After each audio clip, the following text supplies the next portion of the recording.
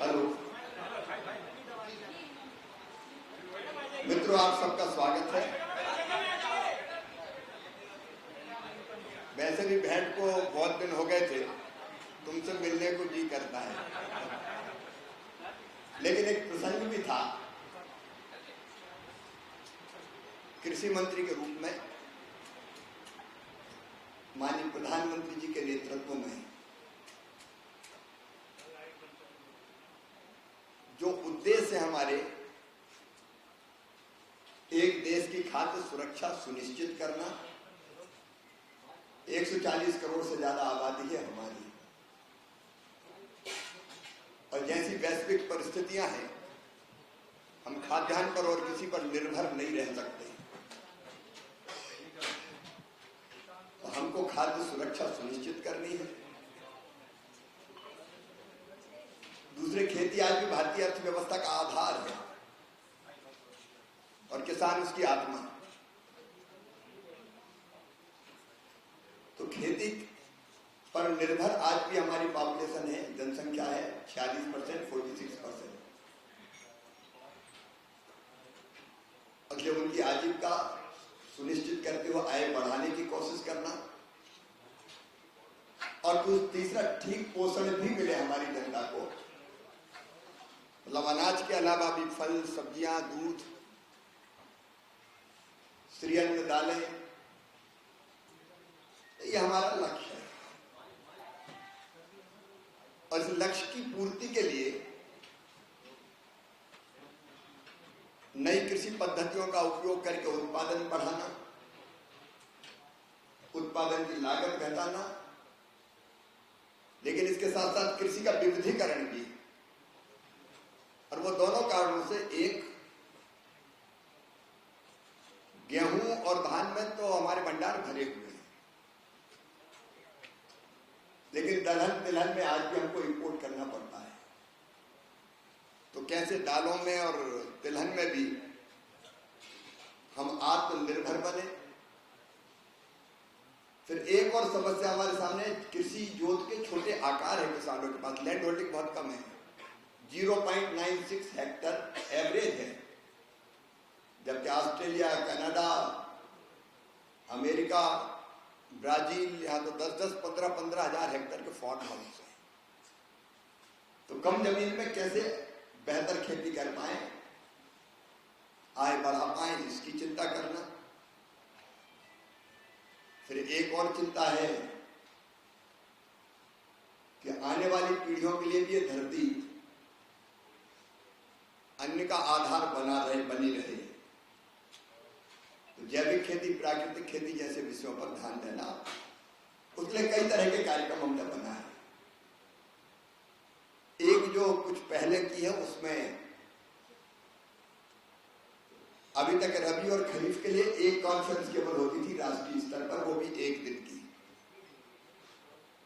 मैंने फैसला किया कि हम रीजनल कॉन्फ्रेंस करेंगे, 5 अलग-अलग हिस्सों में पूरे देश को बांटकर। पहली हमारी रीजनल कॉन्फ्रेंस जयपुर में भी संपन्न हुई है, दूसरी 24 को लखनऊ में हो रही है। ऐसे अलग-अलग, जैसे नॉर्थ ईस्ट और हिली स्टेट की अलग ही समस्याएं हैं। एक रीजनल कॉन्फ्रेंस हम कर रहे हैं ताकि वहां की एग्रो क्लाइमेटिक कंडीशंस के हिसाब से कौन सी फसलें, कौन सी किस्में और किस तरह की खेती की जाए।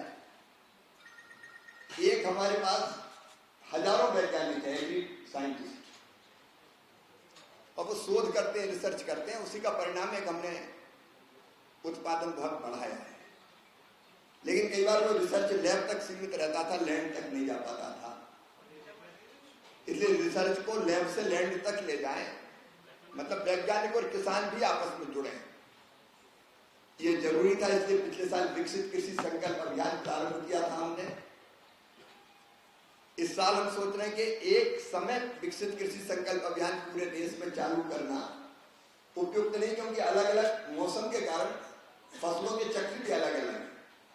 इसलिए राज्यों पर छोड़ा है कि राज्य जब चाहें उनके परिस्थितियों के हिसाब से उनके विकसित कृषि संकल्प अभियान चला के हमारे वैज्ञानिक और कृषि विशेषज्ञों की टीम किसानों के बीच जाएगी। लेकिन एक तरीका और है कि एक ही जगह ऐसा आयोजन करेंगे जिसमें बड़ी मात्रा में किसान आए और हमारे वैज्ञानिक, कृषि विशेषज्ञ और उन्नत किसान उनका मार्गदर्शन करें। और इसलिए हमने एक उन्नत कृषि महोत्सव के नाम से कृषि मेले का आयोजन रायसेन में 11, 12, 13 अप्रैल को किया है। आज शाम को वहां एग्जीबिशन का उद्घाटन होगा। और ये केवल ऐसे जस्ट मेला नहीं है, ये आधुनिक कृषि पद्धतियों को सिखाने का एक तरह से प्रशिक्षण शिविर है। इसमें उद्घाटन और समापन तो सामूहिक रूप से होगा। उद्घाटन करने हमारे यशस्वी रक्षा मंत्री श्रीमान राजनाथ सिंह जी पधार रहे हैं, मध्य प्रदेश के मुख्यमंत्री श्रीमान मोहन यादव जी पधार रहे हैं, और समापन करने हमारे सड़क परिवहन मंत्री श्रीमान नितिन गडकरी जी पधार रहे हैं 13 तारीख को। कृषि से उनका भी गहरा जुड़ाव है। और 3 दिन बीच में मध्य प्रदेश सरकार के माननीय मंत्रीगण भी अलग अलग सत्रों में भाग लेंगे। 20 सत्र होंगे इसमें अलग अलग। मैं विषयों में नहीं जा रहा 20, क्योंकि आपको ये वितरित कर दिए जाएंगे, लेकिन मैं केवल उदाहरण के लिए बता रहा हूं। जैसे फसल कटाई के बाद का जो प्रबंधन है, उसके लिए हम क्या क्या कर सकते हैं। कृषि क्षेत्र में एआई समाधान, आधुनिक तकनीकी का इस्तेमाल, इस पर सत्र है। फिर मशीनीकरण के माध्यम से कृषि में आय बढ़ाना, दलहन में उत्पादकता वृद्धि, क्षेत्र का विस्तार, हॉर्टिकल्चर, इंटीग्रेटेड कृषि एक विषय हमने रखा है। इंटीग्रेटेड कृषि का मतलब है एक साथ कई गतिविधियां करना, अनाज भी, फल भी, सब्जियां भी, लेकिन पशुपालन भी, पशुपालन के साथ मधुमक्खी पालन जैसी गतिविधियां, जिसकी रुचि है मछली पालन जैसी चीजें, कृषि वानिकी जैसी चीजें। तो हमने मॉडल बनाए कि 1 हेक्टेयर में कैसे क्या क्या किसान कर सकता है, अलग अलग चीजें, क्योंकि केवल अनाज पैदा करने से आय नहीं बढ़ेगी, और भी गतिविधियां करनी पड़ेगी। फिर हॉर्टिकल्चर पर अलग अलग सत्र रखे गए, पशुपालन पर अलग अलग सत्र रखे गए। ऐसे 20 सत्र होंगे, उनके लिए 4 अलग अलग सेमिनार के हॉल हैं।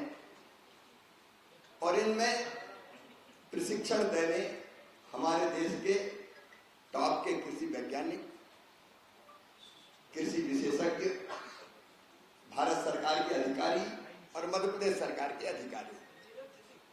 हमारे मुख्यमंत्री मोहन यादव जी ने इस वर्ष को कृषक कल्याण वर्ष घोषित किया है। तो मध्य प्रदेश सरकार के सारे अधिकारी वो भी इसमें, और अधिकारी इसलिए कि योजना बताएंगे कि ये पद्धति है और इस योजना से आप इसमें लाभ उठा सकते हैं। ऐसे अलग अलग 20 विषय बहुत गंभीरता के साथ रखें, जिसपे पहले प्रेजेंटेशन होगा, फिर किसान को बताएंगे अलग अलग लोग, और फिर किसान पूछेगा। तो ये एक तरफा नहीं होगा कि भाषण हुआ और चले गए।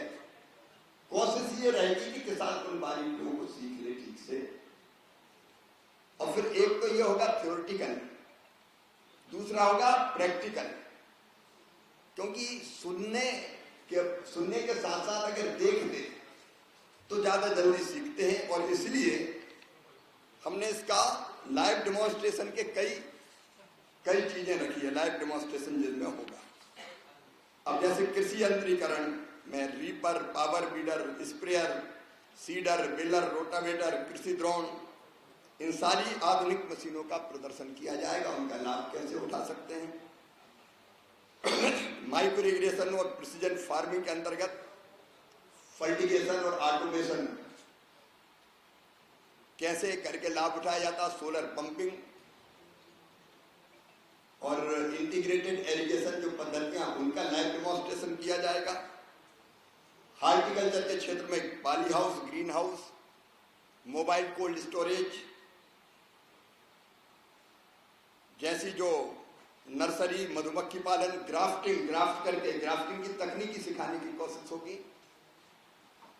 तो उस पर हम लोग वहां लाइव डेमोन्स्ट्रेशन देंगे, मॉडल रहेंगे और किसान उनको देखेंगे। ऐसे पशुपालन से और मछली पालन से जुड़ी हुई कई जीवंत प्रस्तुतियां की जाएगी। वो दिखाया जाएगा कि कैसे किसान कर सकते हैं। नई तकनीकी, प्राकृतिक खेती, वैज्ञानिक खेती, इस सबसे उत्पादन की लागत में कमी और उत्पादकता वृद्धि कैसे हो सकती है, इसका प्रदर्शन करने का प्रयत्न करेंगे। ये मैं निवेदन इसलिए कर रहा हूं कि ये ऐसे नहीं है कि कर्मकांड एक मेला कर लिया। बहुत गंभीरता से सब चीजें किसान के सामने प्रस्तुत करने की कोशिश करेंगे। एक काम हम और करेंगे कि हमने राज्यों के कृषि रोड मैप बनाने का फैसला किया है। कृषि राज्य का विषय है, मुख्य भूमिका राज्य की रहती है, केंद्र सहयोग करता है, लेकिन अलग अलग राज्य की जो जलवायु है, जो मिट्टी है, जो संसाधन है, उनको देखते हुए उस राज्य का कृषि रोड मैप क्या हो। तो हम लगभग सब राज्य सरकारों के साथ काम करेंगे। मध्य प्रदेश के साथ भी कई जगह काम शुरू हो गया, लेकिन उसके साथ साथ एक राज्य में भी एक जिले की परिस्थिति दूसरे जिले से भिन्न रहती है।